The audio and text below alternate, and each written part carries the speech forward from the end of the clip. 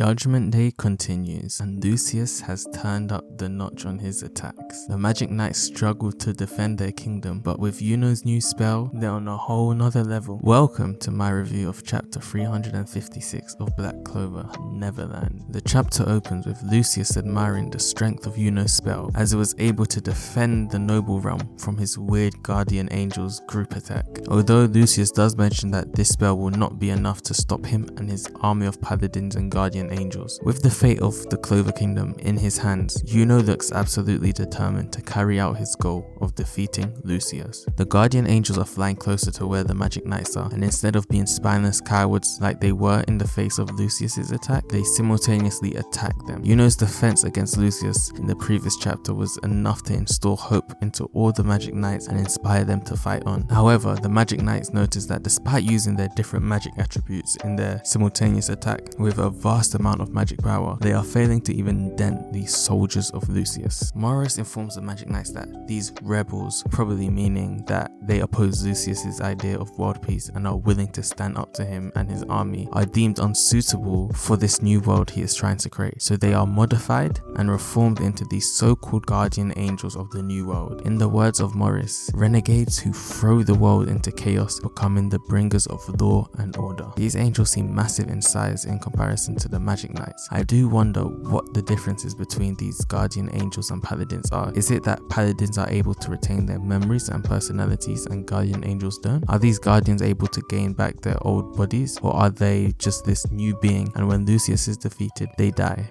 Would Jack come back as a guardian angel if he doesn't survive Morgan's attack? The guardian angels are destroying the Magic Knights. The knights are completely shocked and deem it impossible for this type of power to exist. The knights are trembling and realize their fighting spirit means nothing if they can't deliver results, and one of them even claims not even the nobles would be able to stand up to these angels, which brings about the question, how easily is Lucius manufacturing these guardian angels? Was this one of the reasons he fully healed Morris? Because we do know Morris was a prominent scientist in his kingdom. Are these a result of Lucius placing the Dark Triad in cocoons and utilizing their blood, body and bone magic together with his soul magic in order to create what he feels humans should be? End of the Green Mantis refutes Lucius's claim that the Magic Knights are unable to do anything. He screams, even if they are unable to even put a scratch on these guardian angels, they must fight for the people of the Clover Kingdom because that is their role as Magic Knights. Similarly, Soul is speaking to the Blue Rose Magic Knights, where she is claiming even when all odds were against them, even against unbeatable opponents, even when it was reckless,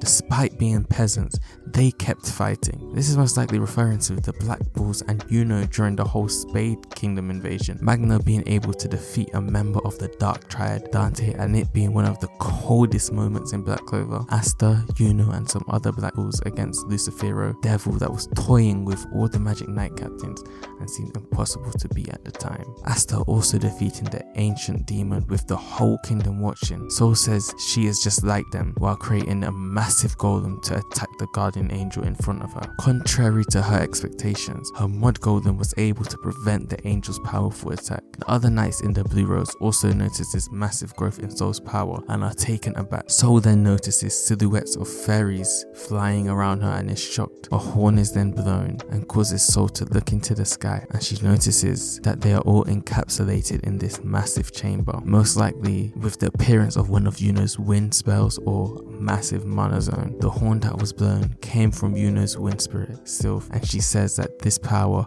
comes from the love between YUNO and her. This new spell is stated to strengthen its allies' magical powers and weaken the enemy through manipulating the flow of magic power and time inside this space. This spell is called Neverland, a combination of star and wind spirit magic. This does remind me of Real's ultimate paint magic, which did save Gardra from dying and allowed him to continue fighting the devils during Spade invasion. The name of the spell comes directly from Peter Pan, where Neverland is a place where children who refuse to grow up reside along with other imaginary imaginary beings and creators, essentially being a metaphor for eternal childhood represented by how the passage of time is practically stopped. I believe this spell may have been used during the dungeon where Yuno first met Sylph, where time stopped and Yuno was able to save Asta from Mars. However, this is on a much greater scale, as he's able to help allies and he's able to slow down time in this massive area, most likely due to the growth of Yuno and the Wind Spirit's relationship, Yuno getting his second grimoire and being able to use star magic, and just the growth in his skill. Sylph's appearance also seems to have changed a bit. Watching her evolve as her relationship with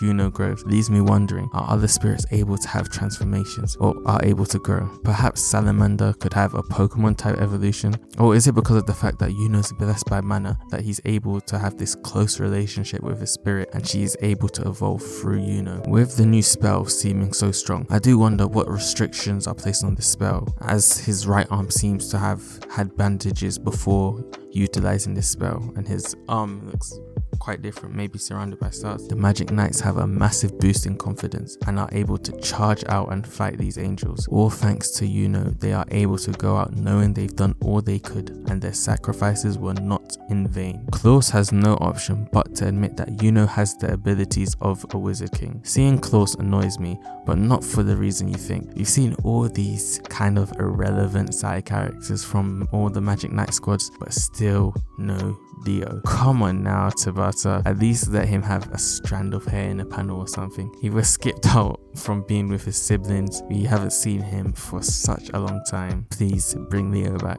I'm just joking. I assure you Leo has a much bigger role in this arc. I hope. Lucius has had enough of this and teleports behind Yuno and places him in one of Julius's time spells. Despite successfully placing Yuno in this little bubble, Lucius seems uneasy. The principle of Lucius's time magic is accelerating time. However, Yuno manages to turn around and looks Lucius in the eye, seeming rather unaffected by this spell. Yuno informs him that time doesn't move in Neverland, so his spell is rendered useless. This could further explain how Yuno was able to become so strong. Not only was he forced to fight against high-ranking devils, allowing him to improve on his star magic, he could have also trained in Neverland where he is much stronger and time practically doesn't pass. So he is able to train and recover with minimal time passing and reap crazy benefits. Lucius admires Yuno's magic and states that he knew it was magic that was born to oppose him and he despises it. He then proceeds to claim Yuno to be his rival. Yuno is quick to dispute this claim and finally transform into his spirit dive and then proceeding to cut off one of Lucius's horns. The fact that Yuno is able to put up a fight with Lucius in comparison to Asta being absolutely bodied shows how important casting away your doubts is.